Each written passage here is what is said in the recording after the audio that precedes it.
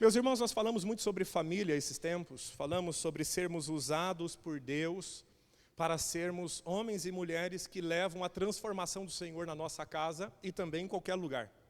Mas quando nós falamos sobre ser usados por Deus, uma pergunta pode surgir no seu coração, e se ela surgiu, hoje nós vamos respondê-la. A pergunta é: será que Deus pode usar pessoas como eu? Veja, nós lemos a Bíblia, nós sabemos que nós não somos Josué. Nós não somos Calebe. Olhamos e lemos a história de Moisés e a gente sabe que nós não somos Moisés. Lemos a história de Elias, como Elias se comportou, como Elias fez as coisas, como Deus respondeu às orações de Elias, e nós sabemos que nós não somos Elias. Nós olhamos esses grandes homens e a pergunta que pode surgir no nosso coração, no meu surgiu muitas vezes ao longo da minha jornada: será que Deus pode usar pessoas como eu? Porque eu não sou como eles. Ou parece que eu não sou. Esses homens parecem que são muito superiores a nós. Será que Deus pode usar gente como eu?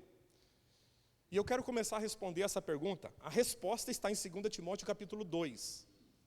Mas antes disso, eu quero meditar com você num trecho de Marcos, capítulo de número 4, verso de número 35. Pode pôr para nós no telão aqui, que eu quero ler junto com a igreja. Por favor, meu querido. Naquele dia, sendo já tarde, disse-lhes Jesus: passemos para a outra margem. E eles, despedindo a multidão, o levaram assim como estava, no barco. E outros barcos o seguiam. Ora, levantou-se grande temporal de vento, e as ondas se arremessavam contra o barco, de modo que o mesmo já estava a encher-se de água. E Jesus estava na polpa dormindo, sobre o travesseiro. E eles o despertaram e lhe disseram: Mestre, não te importa que pereçamos? E ele, despertando, repreendeu o vento e disse ao mar: acalma-te, emudece. O vento se aquietou e fez-se grande bonança. Então lhes disse: por que sois assim tímidos? Como é que não tendes fé? Gente, esse episódio nós já lemos ele várias vezes na Bíblia. E quando você lê ele várias vezes, é natural que Deus vai cavucando coisas dentro do seu coração. A Bíblia é viva, amém? É a palavra de Deus. É uma espada cortante, ela vai dividir até juntas e as medulas, ou seja, ela vai tocar até a parte mais íntima do teu ser. Quando nós lemos essa passagem, parece muito estranho o que Jesus disse para eles. Afinal de contas, esses homens passaram de uma margem para outra sob uma ordem. Jesus mandou eles fazerem aquilo. Eles não estavam inventando nada, eles não pensaram assim: vamos passar pelo mar, e se vier uma tempestade a gente peita pela frente, porque a gente vai provar que Jesus está com a gente. Não foi isso. Jesus deu uma ordem para aqueles homens: saiam daqui e vão para lá. Vamos lá. E todos foram, em obediência ao Senhor. Nessa obediência, uma grande tempestade pegou eles de surpresa. Só que Jesus estava estranhamente dormindo. Estranhamente dormindo. Os discípulos, vendo aquela coisa toda, o que é que eles fizeram? Eles não falaram que Jesus não podia, eles não disseram que Jesus não iria fazer, eles não duvidaram do poder de Deus em nenhum momento. Só que Jesus chamou eles de incrédulos. Eles fizeram exatamente o que eu faço e o que você faz quando as coisas apertam. A gente vai até Jesus, é ou não é? Eles foram até Jesus. Por que Jesus lança no rosto deles uma palavra tão dura em resposta ao pedido de ajuda natural? Todo mundo que está passando dificuldade vai pedir para Jesus uma vitória. E isso não é errado, não é ser criança na fé, não é ser infantil, não é ser tolo, de forma alguma. Isso é obediência. Quando eu vou até Jesus e peço algo para Ele, eu só estou obedecendo o que Ele mandou. Peça e será dado. Amém? Está isso na tua Bíblia, não está? Por que Jesus diz para eles uma palavra tão dura? Coloca o último versículo para nós que nós lemos, fazendo um favor. Vamos prestar atenção nele. Então lhes disse: por que sois assim tímidos? Como é que não tendes fé? Como não? A fé deles foi justamente levá-los até Jesus. Mas aqui vem uma questão importante para nós, e algo que nós não podemos esquecer. Por que Jesus responde daquela forma? Por um motivo simples. Jesus queria que eles tivessem feito aquilo. Essa é a única resposta que o texto me dá. Porque eles foram até Jesus, eles creram em Jesus, eles não duvidaram do poder de Deus em momento algum, então não faltou fé aqui. Aonde faltou a fé? Eles acreditarem que Deus podia usá-los para acalmar a tempestade. O que trouxe essa, entre aspas, indignação de Jesus sobre os discípulos foi exatamente isso. Jesus esperava que eles se movessem em ousadia, crendo que Deus ouviria a oração deles. Como eles não fizeram, eles foram repreendidos. Um outro episódio que salta aos olhos no Evangelho de Marcos é quando Jesus está no alto da montanha, passa pela transfiguração e depois desce.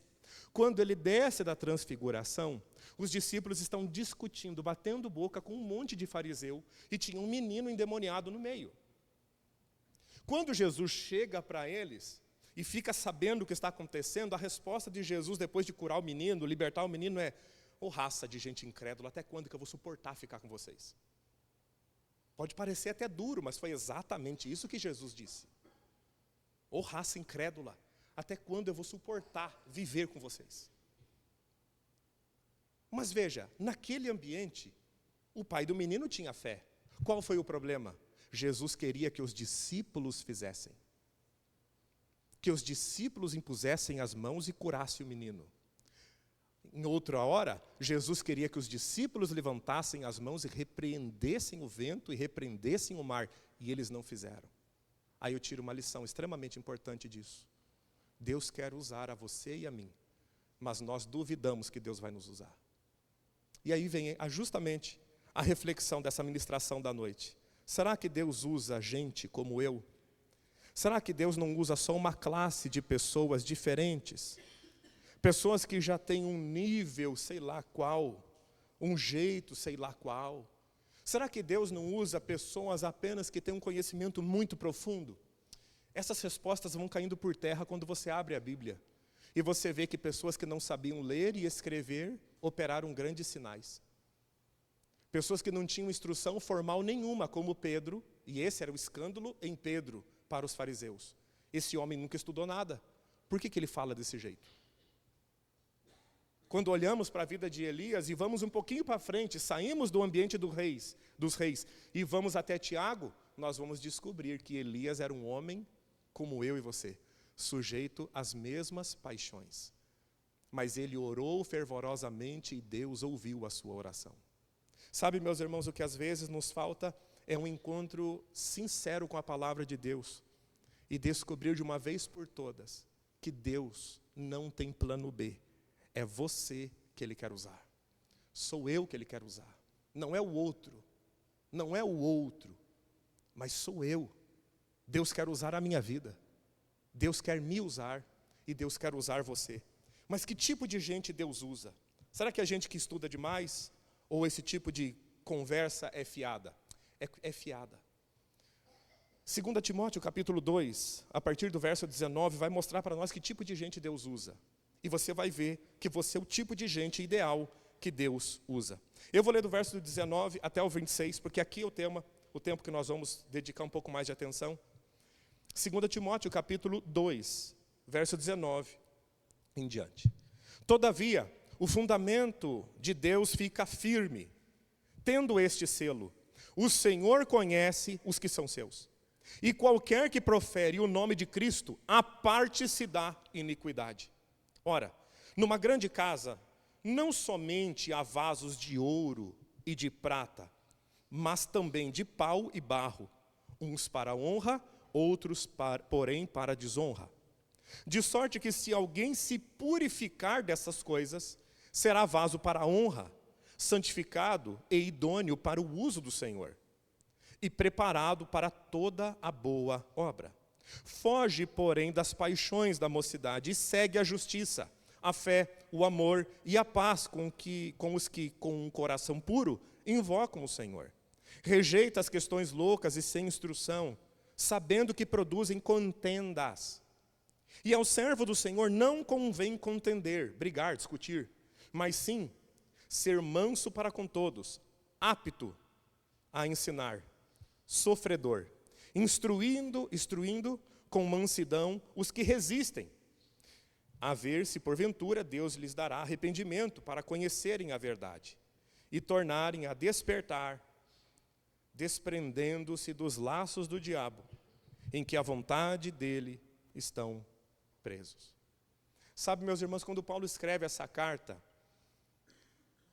ele está preso naquela prisão que eu mostrei para vocês no nosso discipulado. Ele está preso na masmorra. Ele está pronto para morrer. Essa carta muitas vezes é encarada como um legado final de Paulo para o seu discípulo. Ele está passando o bastão para Timóteo. Só que ele vê alguns problemas acontecendo na vida de Timóteo. Timóteo ainda era frágil na fé, não tinha 40 anos de idade. Segundo o que é mais ponderado, ele tinha entre 34 e 37 anos de idade e ele era considerado jovem para a sua época, viu? Você que está chegando perto dos 40, você não está velho, você está saindo da juventude agora que você está amadurecendo. Está com 60 anos, faz só 20 que você saiu da maturidade, da juventude. Paulo diz para ele para ninguém desprezá-lo por causa da sua juventude. Já na época de Paulo, 35, 37 anos era jovem. Um homem abria a boca para falar das suas convicções mais profundas e ser autoridade depois dos 40. Jovem Timóteo, com seus 34 a 37 anos de idade, enfrentava os grandes filósofos daquela região. Homens de uma oratória extraordinária. Homens intelectualmente poderosos e pessoas vistas assim como num pedestal. E Timóteo tinha medo. Paulo então escreve essa carta para afirmar para Timóteo: Timóteo, você é o homem que Deus quer usar. Por mais que você não tenha frequentado as grandes escolas de Aristóteles, por mais que você não conheça de retórica, por mais que você não seja um homem da academia, Deus quer usar você porque nada disso é importante. E ele vai dar para Timóteo o perfil do homem que Deus usa. E ele começa no verso 19 dizendo, em outras palavras, Deus usa homens que pertencem a Ele e se afastam da iniquidade. É isso que ele vai dizer. Verso 19, todavia, o fundamento de Deus fica firme, tendo este selo: o Senhor conhece os que são seus, e qualquer que profere o nome de Cristo, aparte-se da iniquidade. Deus usa homens que pertencem a Ele. Irmãos, Deus não usa ninguém que não pertence a Ele. Deus usou de homens no passado para um outro propósito. Na nova aliança, Deus usa homens que andam com Ele.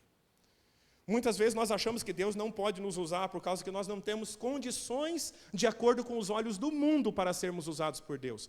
E nós nos esquecemos que os olhos do mundo para Deus não valem nada. Nós não somos o que somos porque o mundo olha para nós e diz: não, você pode ser pastor, você pode ser usado por Deus, você pode ser um instrumento nas mãos de Deus porque você é versado em grego, você conhece hebraico, você se formou na faculdade. Não, isso é mundo. O que para Deus importa é um homem que anda com Ele. Quem compreende, diga graças a Deus. Nós precisamos entender que o valor de Deus para usar alguém não é o valor do mundo. E nós não podemos nos chocar com isso. Nós precisamos aprender a lidar com essa informação. Isso não significa que nós não estudamos, não significa que nós não lemos, não significa que nós não buscamos. Porém, antes de qualquer coisa, Deus usa um homem que caminha com Ele.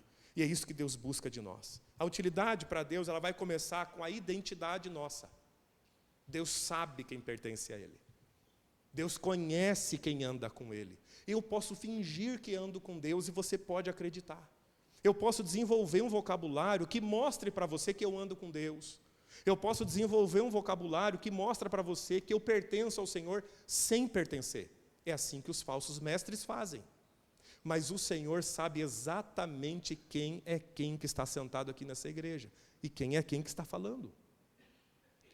Houveram uns homens que desprezaram isso já na época, um pouco depois que Jesus morreu. E eles ficaram impressionados porque Paulo expulsava demônios e fazia sinais extraordinários. E eles pensaram: quer saber? Nós vamos fazer também. Se ele pode, nós também podemos. E os homens, esses homens, eles eram da religião. Eles eram homens ligados ao centro nervoso da religião de Israel. Era da família do sumo sacerdote. E eles saíram e disseram assim: quer saber, nós vamos expulsar demônios em nome de Jesus que Paulo prega. E nós vamos mostrar para todo mundo que nós também temos poder para fazer essas coisas. E quando eles vão expulsar o demônio de um homem, e eles expulsam dizendo: eu te expulso em nome de Jesus que Paulo prega, o diabo olha para eles e fala algo que eles nunca esperaram ouvir na vida. O diabo falou pela boca daquele homem: eu sei quem é Jesus, eu sei quem é Paulo, mas quem são vocês? Diante da sociedade eram homens de alta posição. Diante da sociedade eram homens gabaritados. Eram homens que se queriam andar juntos. Mas diante de Deus, diante do mundo espiritual, esses homens não tinham peso algum. Esses homens não eram ninguém, nem mesmo para demônios. Por que você acha que a Bíblia chama demônios de espíritos imundos? Porque os demônios são a pior classe, a pior coisa que existe no mundo espiritual. É o que há de pior, de mais rebaixado, de mais indigno, de mais desgraçado, de mais daquilo que a gente não quer estar perto. Por isso a Bíblia também os chama de espírito imundo, ou seja, só de tocar nele você se suja, só dele tocar em você, você se suja. Ele é tão baixo, tão amoral, tão nada, tão miserável, que você ser chamado de endemoninhado é o pior xingamento que alguém pode te dar. Ou seja, que alguém é ninho de demônios, que os demônios moram nele, que os demônios habitam nele. Ao contrário, a coisa mais excelente que alguém pode chamar de você é templo do Espírito Santo. O próprio Senhor, por meio do Espírito Santo, habita dentro de nós. Amém, gente? O espírito imundo, aquele que não tem moral para nada, aquele que foi destituído, aqueles que foram destituídos de beleza, de graça, de verdade, que já foram condenados, olharam para aqueles homens, em outras palavras disseram: para mim vocês não são ninguém, vocês não são nada. E vamos e venhamos, alguém que está num patamar superior a você, olhar para você e falar que você não é grande coisa, até que a gente aceita, não é verdade? No sentido assim, poxa, se alguém que é muito melhor que eu fala que eu não sou grande coisa, tudo bem, ele é melhor do que eu. Agora, um demônio olhar para nós e dizer que nós não somos nada para eles, isso seria um rebaixamento tão grande, tão indigno. E foi o que esses homens ouviram.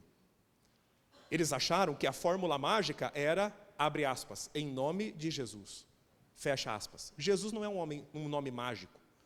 O nome de Jesus não é uma varinha de condão.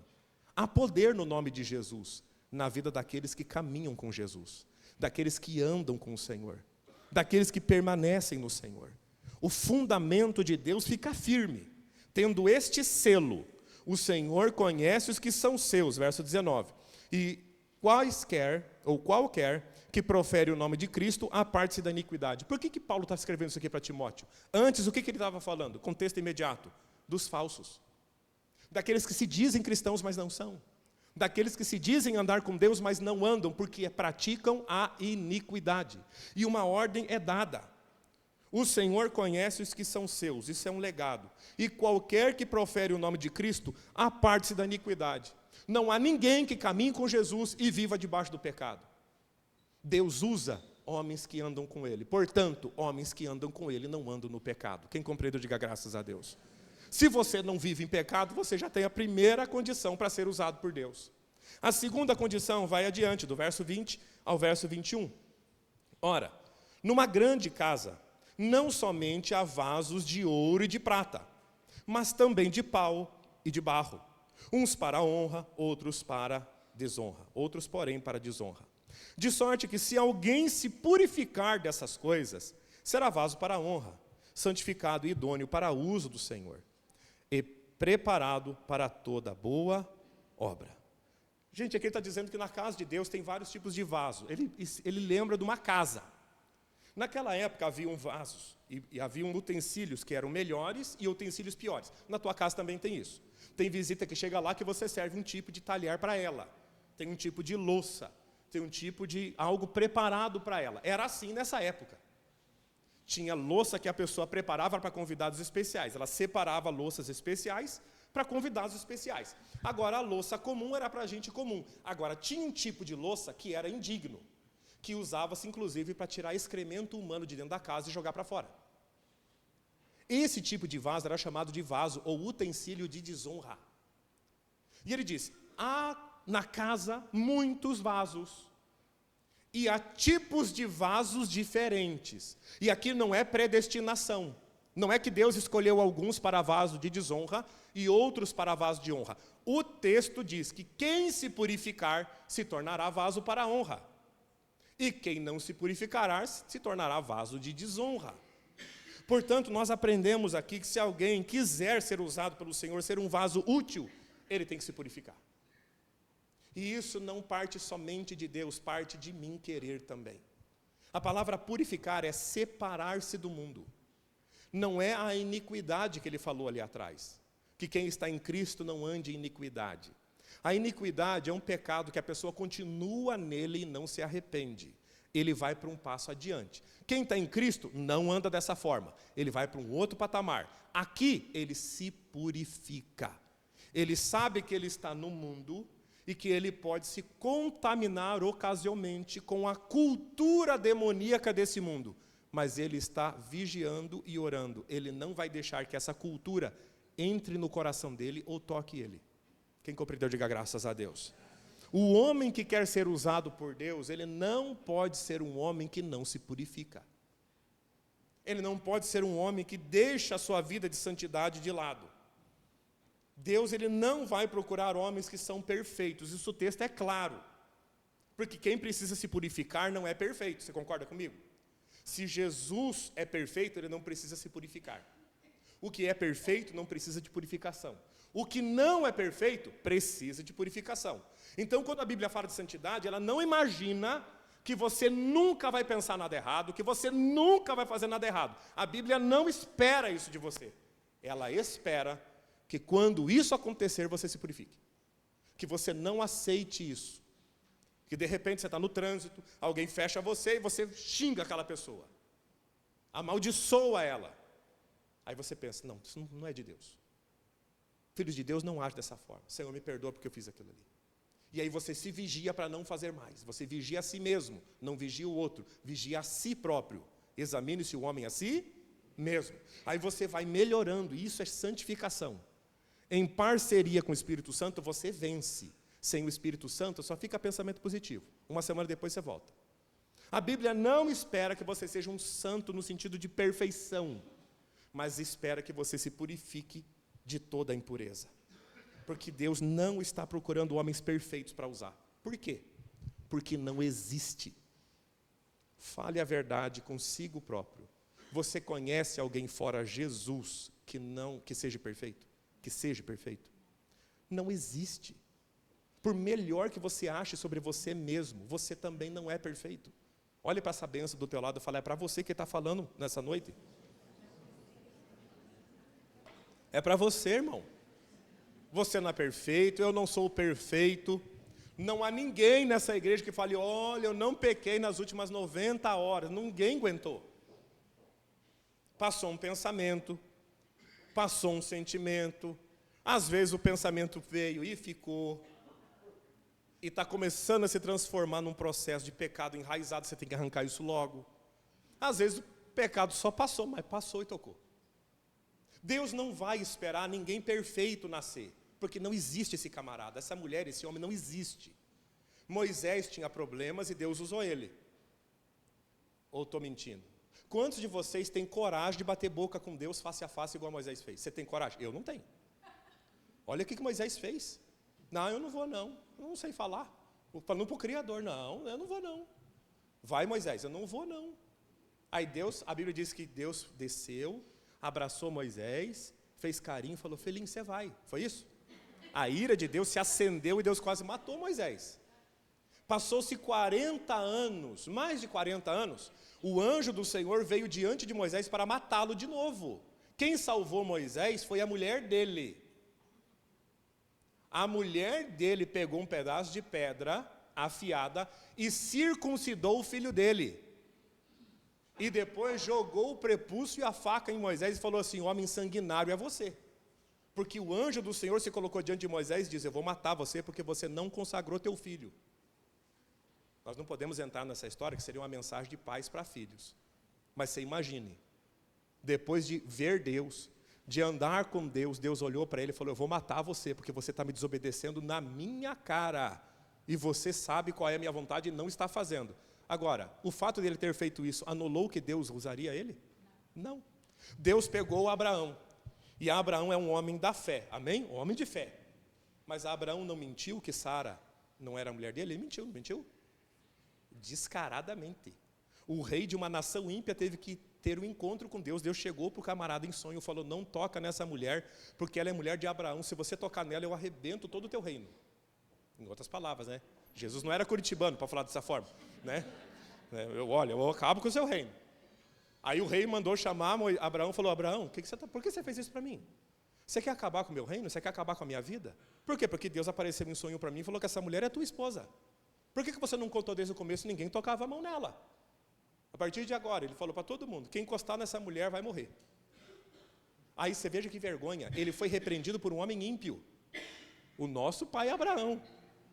Deus usou ele? Usou.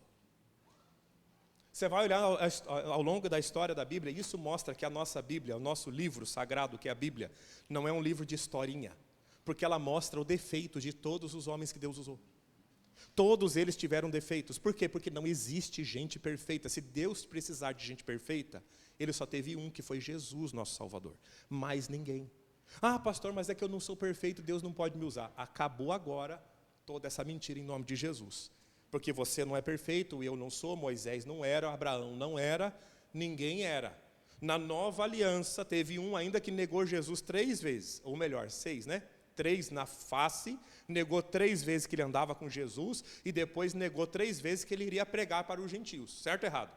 Livro de Atos. Pedro, em Jope, ao meio-dia, no telhado da casa. Mata e come. Não. Ué, mas era Deus que estava mandando ele fazer. E ele falou 3 vezes para Deus: não. Se você estiver orando e uma voz de Deus falar com você, você tem coragem de olhar para Deus 3 vezes e falar que você não vai fazer? Pedro teve. Pedro foi usado por Deus ou não foi? Foi. Porque Deus não tem gente perfeita para usar. Aí o diabo vem na sua cabeça e fala assim: ah, se você for perfeito, um dia Deus vai te usar. E aí ele te amarrou para o resto da vida, porque você nunca vai ser. A perfeição é outra história, é outra coisa, nós não vamos falar sobre isso agora. Essa perfeição ilusória você não terá, eu não terei. E Deus não vai fazer o anjo descer para fazer a obra dele. O livro de Apocalipse diz: os anjos intentam fazer essa obra, mas Deus não deixa. A obra de Deus na terra quem faz são homens, e esses homens são imperfeitos. Só que esses homens não ficam no pecado. Aqui está a diferença. Eles erram, mas eles se consertam. E o texto vai adiante, do verso 22 ao verso 26. Foge, porém, das paixões da mocidade, e segue a justiça, a fé, o amor e a paz, com os que com um coração puro invocam ao Senhor. E rejeita as questões loucas, e sem instrução, sabendo que produzem contendas. E ao servo do Senhor não convém contender, mas sim ser manso para com todos, apto a ensinar, sofredor, instruindo em mansidão, ou com mansidão, os que resistem. A ver se porventura Deus lhes dará arrependimento, para conhecerem a verdade, e tornarem a despertar, desprendendo-se dos laços do diabo, em quem a vontade dele estão presos. E a terceira verdade que nós tiramos desse texto: Deus usa homens que fogem do pecado e cultivam o caráter cristão. Foge das paixões. Foge das paixões. Segue a justiça, a fé, o amor e a paz. Foge, evita discussões tolas. Não viva brigando. Corrija com mansidão. Espere a ação de Deus no coração dos outros. Esse homem, ele começa dizendo assim, a instrução é: foge. Sabe, meus irmãos, nós estamos num mundo que o pecado nos cerca. Ou você peca, ou você vê alguém pecando perto de você, ou em algum lugar que você liga uma televisão, alguma coisa. Nós precisamos entender que enquanto nós estamos nesse mundo, o homem que Deus usa é o homem que foge do pecado. E eu vou além, usando um outro texto de Paulo. Foge também daquilo que tem aparência de mal. Parece mal, eu não quero saber. Parece ruim, eu não quero saber. É aquela velha brincadeira que nós fazemos. Você está com sede, você está passando na frente de um boteco, e você quer tomar um guaraná. Você não vai tomar um guaraná no boteco, porque a pessoa que passa na frente do bar vai olhar você com um líquido amarelo, um colarinho em cima, vai falar que você está tomando o quê? Cerveja. Você está enchendo a cara, que você prega na igreja, mas dia de semana você é um mundano boêmio andando por aí. Isso é, mas não está errado. Não está errado. Você está tomando um refrigerante, mas a aparência do mal está formada. Você não faz. Você é homem casado, você não fica dando carona para outras mulheres, porque a aparência do mal, alguém pode olhar e falar, está lá, ó, domingo na igreja, dia de semana aí, ó, essa não é a mulher dele. Isso é sabedoria. O homem de Deus, ele foge daquilo que parece ser mal. Ele foge daquilo que pode colocá-lo num quadro onde possa colocá-lo como um ator principal ou coadjuvante em um lugar mau. E é isso que as pessoas têm dificuldade de entender hoje. Porque as pessoas estão lutando pelo seu direito. Ah, mas é o meu direito. Irmão, o teu direito é glorificar o Cristo que te salvou. É um dia no seu velório, honestamente, quem for fazer o fúnebre dizer, aqui viveu um homem de Deus. E ele partiu para com o Senhor. O seu e o meu direito não é buscar felicidade isolado. Eu não tenho o direito de ser feliz, eu tenho o direito de glorificar a Cristo. Nessa jornada eu encontro a verdadeira felicidade, que muitas vezes é abrir mão do que eu tenho direito para que você seja feliz. Para que outros sejam felizes. Isso é muito parecido com a paternidade verdadeira. É saber que você tem o direito de dormir. E que você deve dormir porque você é um trabalhador. E amanhã você vai acordar às 6, mas o seu filho está com febre, a tua mulher está cansada. Você abre mão do seu direito para que o seu filho seja atendido, para que a sua esposa possa descansar. E é nesse caminho que você vai encontrando a verdadeira felicidade. Porque aquele que vive para si é infeliz. A infelicidade mora em viver para si mesmo. Paulo está falando de forma clara, Timóteo, você pode ser usado por Deus. Foge dessas coisas más, foge da aparência do pecado e do pecado em si. Para você ser útil e ser esse vaso de honra, foge disso, se purifica disso. É isso. Pastor, mas para ser usado por Deus é só isso? É só isso. Nada mais. Não precisa de curso, não precisa. Você só precisa fugir do pecado, consagrar-se a Deus e aprender a dizer não para o mundo, mesmo quando todo mundo, até mesmo da sua família, olhe para você e diga, você está indo longe demais. Não foi o que justamente o marido de Ana falou para ela? Ana, você quer gerar, Ana. Ana, presta atenção, você vale para mim mais do que 10 filhos. Eu te dou o dobro da porção que eu dou para outra mulher, que eu tenho filhos com ela, eu amo você mais do que ela. Largue mão da história de gerar. Não foi isso que ela ouviu também do sacerdote, mas com duras palavras? Mulher, você está bêbada essa hora da manhã. Enquanto tinha um sacerdote dizendo, olha, você está bêbada, mal interpretava ela. Interpretava mal ela. Ela em casa, alguém dizia, não, você está indo longe demais, não precisa. Mas você vai para a igreja orar, você vai jejuar. Você vai buscar mais, você só vive na igreja, que as pessoas falam isso, né? Eu não sei qual igreja as pessoas acham, a nossa não é, você que está assistindo em casa. Nossa igreja não tem culto todo dia. Bom se tivesse, mas não tem. Para a pessoa falar, todo dia você está na igreja? Mas é um recurso de linguagem para exagerar o problema. Você sabe que você não está todo dia na igreja, terça e quinta você vem. Mas na cabeça de quem não entende a sua fé, todo dia, todo dia, todo dia, todo dia.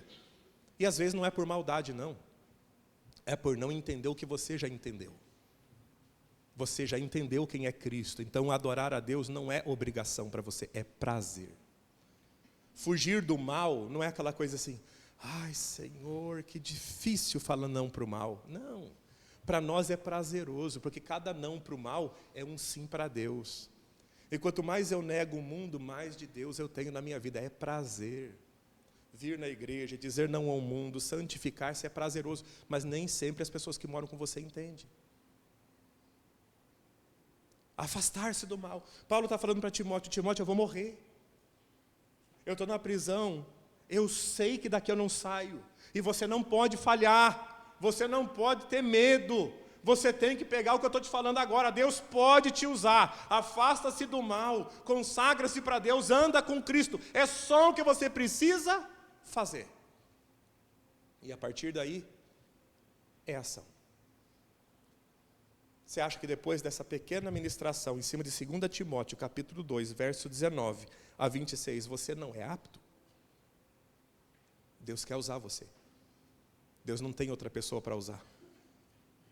Deus não precisa mandar um anjo na sua casa. Deus pode usar você para salvar a tua família.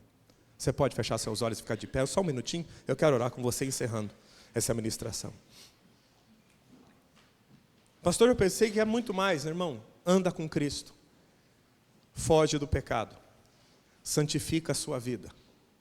E eu tenho certeza que Deus vai ter uma alegria indizível em usar você. Sabe, às vezes nós olhamos para Deus e falamos: meu Deus, eu não sou apto, eu não sei falar, eu não estudei, eu não sou Noé, eu não sou Moisés, eu tenho falhas. Tudo isso cai por terra diante de uma simples leitura da palavra. Irmão, Deus não usa gente perfeita, porque não existe gente perfeita, mas existe gente que ama a Deus, e quando erra, ele vai até Jesus. E ele pede perdão, e ele se purifica, ele não brinca com o pecado. Ele conserta-se e segue. E lá na frente ele tropeça de novo, porque não há quem não tropece. Mas ele volta para o Senhor e pede perdão, e o Senhor o abençoa e ele segue. E aí passa um tempo, ele está orando, aí Deus fala ao coração dele: meu filho, você tem que se purificar de certas coisas que você está fazendo, que não é iniquidade, mas está errado. Aí a pessoa chora na presença do Senhor, e diz: oh meu Deus, eu estou aqui, Senhor, com todos os meus problemas, com todas as minhas dores, mas eu sei que o Senhor me ama. E aí Deus sara aquela pessoa, e ele vai. É esse tipo de gente que Deus usa. É gente igual você, que tem um desejo enorme de fazer a obra de Deus, e às vezes diz não para Deus, porque o diabo conseguiu te enganar, e ele falou para você que você não estaria apto. Mas você vem na igreja, você lê a Bíblia, o seu coração é voltado para Deus, você tem dificuldades, mas você ora, você busca vencê-las. É tipo de gente igual a você que Deus ama usar. Porque é gente que o mundo diz: esse Deus não pode usar. Porque Deus usa as coisas loucas desse mundo para confundir as que se julgam sábias.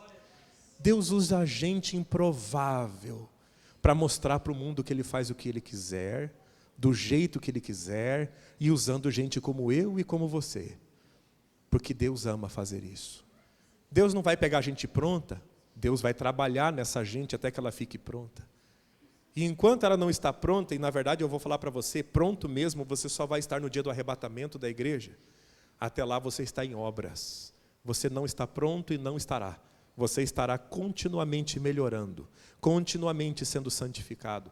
Então eu digo para você que está aqui nessa noite e tem esse coração querendo ser usado por Deus, e acha que Deus não pode usar você, porque você não é tão assim como o outro é tão a sua imagem, como você imagina que ele é.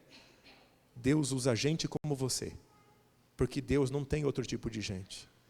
Moisés era gente como você, Elias era gente como você, Pedro era gente como você, eu sou gente como você, você é gente como eu, e Deus usa gente como nós, e Deus não tem plano B. Então não tenha medo. Quando a tempestade vier, levanta a tua mão e repreende. Quando as ondas tentarem balançar a tua casa, estende a mão e repreende. Porque todo aquele que crer vai fazer alguns sinais. Ele vai falar em novas línguas. Ele vai repreender e expulsar demônios. E ele vai curar enfermos. Porque o poder não está em você. Está no Jesus que anda com você, porque você anda com Jesus. A responsabilidade do milagre é dele, não é sua. A única responsabilidade que você tem é andar com ele, santificar a tua vida e fazer o que a Bíblia mandou. Expulsa demônios. Ore por pessoas.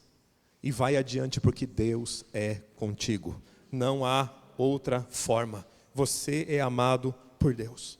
E para finalizar todo o nosso raciocínio, Mateus 21 conta uma parábola para nós, onde um pai tinha 2 filhos. E um desses filhos, ele diz: faça algo para mim. E esse primeiro filho disse: eu não vou fazer. Mas depois se arrependeu e fez. E tinha um segundo filho que o pai chega para ele e diz: vai lá e faz. E ele diz: eu vou sim, claro. Mas ele não faz. E Jesus pergunta: qual desses fez a vontade do pai? Aquele que falou primeiro que não ia e depois fez? Ou aquele que disse: eu faço, mas não fez? Foi o primeiro filho. Talvez aqui nessa igreja tenha muitos desses primeiros filhos, que até agora não estão sendo usados por Deus, porque estão falando: não, eu não posso, Senhor, eu não posso. Eu não posso, eu não tenho predicados, eu não tenho capacidade, eu não tenho competência. Mas nessa noite Deus olhou para você e disse: você pode sim. Você é o tipo de gente que eu uso. E agora, você é pronto para falar: então eu vou fazer. Então eu vou fazer. Eu não vou fazer na minha força, não vou fazer na minha palavra, não vou fazer no meu poder, eu vou fazer no poder do nome de Jesus. Mesmo que eu ande pelas ruas, eu vou profetizar é o nome do Senhor. Eu gostaria que os irmãos do louvor viessem aqui. Vamos cantar esse último louvor novamente, antes de nós orarmos. Deus nos tem abençoado com a sua palavra. E nós não podemos, como dizem os antigos, enfeitar o pavão. A Bíblia é simples de se entender. A obra de Deus é simples de ser feita. Só é difícil quando você faz na força do seu braço. No braço do Senhor é fácil, porque eu tudo posso naquele que me fortalece. Posso tanto nas privações quanto nas bonanças, eu posso. Porque o Senhor está comigo, e maior é aquele que está em mim do que aquele que opera no mundo. Você está no ponto de ser usado por Deus. É só você abandonar todas as mentiras que te contaram ao longo da história. Se você anda com Jesus, tem um coração voltado para Ele, você está no ponto certo. Você é apto. Não por mim, não por uma escola de teologia, mas pelo Cristo que é o dono de todo o poder no céu e na terra. É dele que nós falamos, é por causa dele que estamos aqui. É nele que nós cremos. E eu quero que você creia. Quero que você creia. Eu não te inventei nada. Eu apenas li e comentei um texto de 2 Timóteo, que está claro para todos nós. Talvez apenas tenha tornado ele mais claro para você. Mas é a própria palavra de Deus. Eu quero, em nome de Jesus, enquanto você canta, eu oro para que Deus encha teu coração de fé. E que você saiba que a autoridade do nome de Jesus repousa sobre a sua vida. Há poder sobre os seus ombros. E Deus quer que você use. Porque Ele não quer falar para você que você não tem fé. Ele não quer olhar para mim e para você e dizer: até quando eu vou aguentar a falta de fé de vocês? Não. Ele quer dizer: servo bom e fiel. Usa o que Deus já colocou na sua vida. Vamos louvar o Senhor. Nós já voltamos para orar em nome de Jesus. Jesus, quero declarar teu nome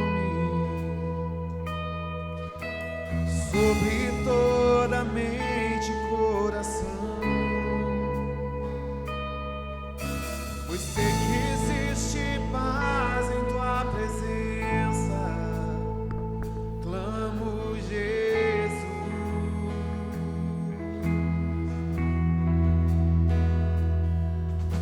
Jesus, quero declarar teu nome, quebrando os vícios desta geração. Declaro que há esperança e liberdade. Clamo Jesus. Teu nome é cura.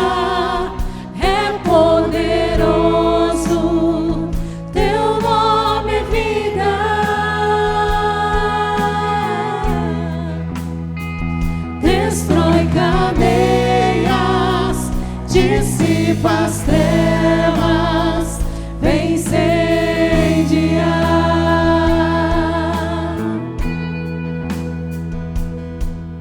Jesus, quero ter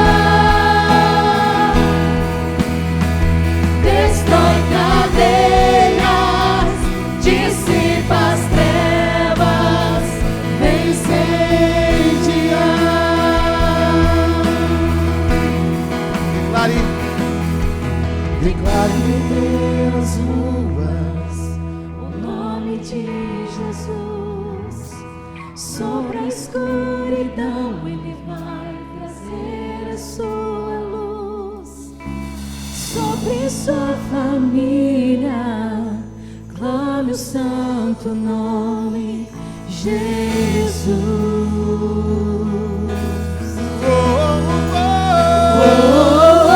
Declare pelas ruas o nome de Jesus. Sobre a escuridão Ele vai trazer a sua luz. Sobre sua família, clame o santo nome, Jesus.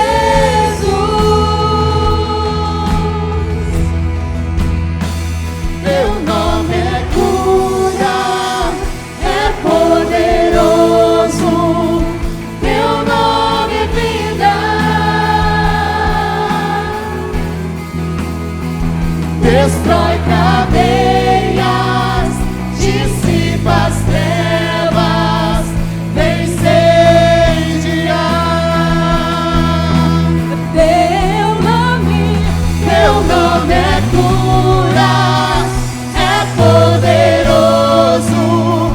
Teu nome é vida.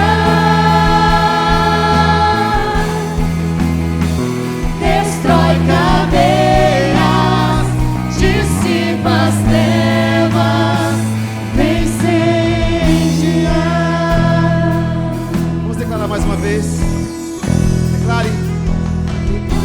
Pelas ruas o nome de Jesus.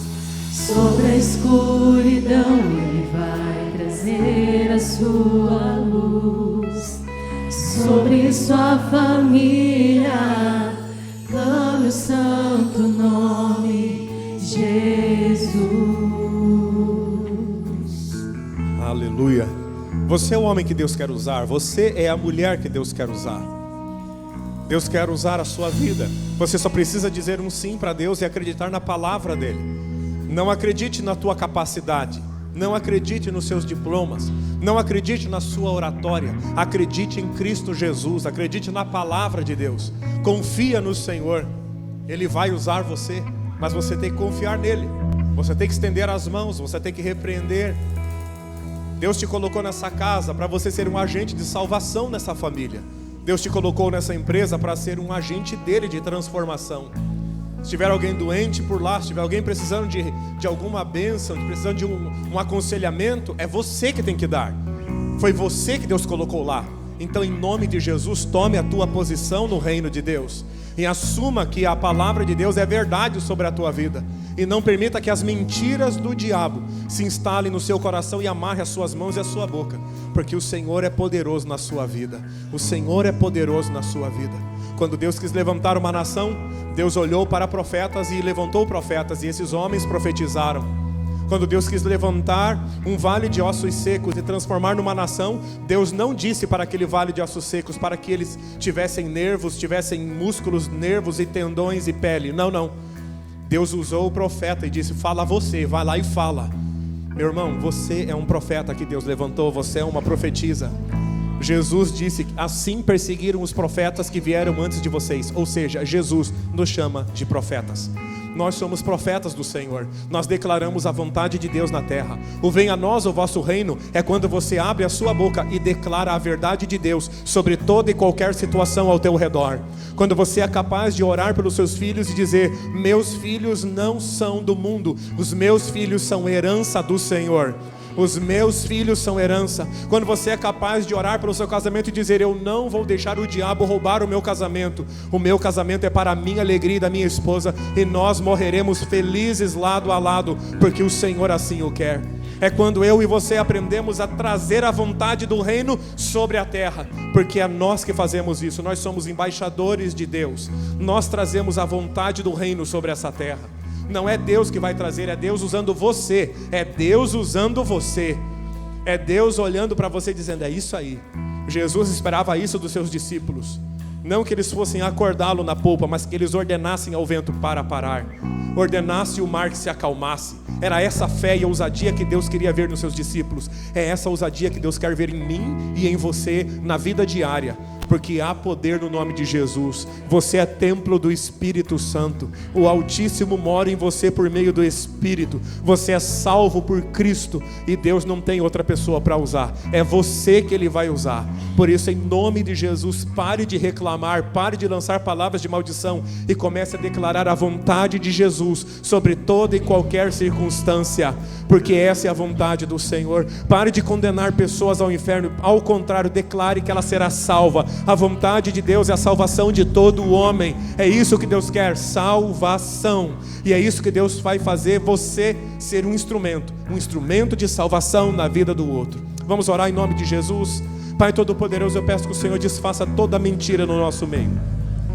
Toda mentira de falsos super apóstolos, super profetas, super crentes, porque isso não existe. O Senhor usa gente comum como nós, meu Pai. E eu peço que toda mentira, toda imagem, meu Pai, de super crentes seja derretida do nosso meio. E que entendamos de uma vez por todas que Deus usa gente simples como nós. Deus usa pessoas comuns como nós, que amamos o Senhor e fugimos do pecado. Ajuda a cada um de nós a crer na verdade da Tua palavra e dizer não às mentiras do diabo, porque o Senhor vai nos usar. O Senhor está esperando as nossas ações, assim como Cristo aguardava que os apóstolos levantassem as mãos e dissessem: vento, pare, ondas, se acalmem.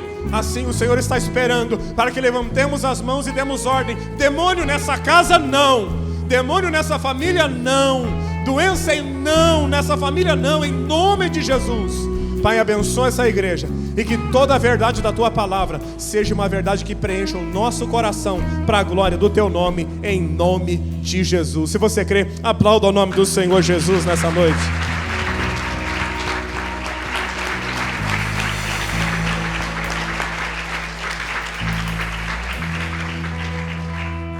Glória a Deus. Meus irmãos, deixa eu dar um aviso antes da gente encerrar o culto. O pastor Anderson, ele vai ministrar ceia para quem não ceiou. Quem não ceiou está no nosso meio. Levante sua mão bem alto. Lá tem... Ixi. Pega bastante. O número hoje é bastante. Não tem problema. O pastor Anderson vai servir. Amém? Amém? Está abençoado aí? Olha para essa pessoa que está perto de você e diga: irmão, é com você. Deus vai usar a tua vida. Diga para ele isso. Deus vai usar a sua vida, meu irmão.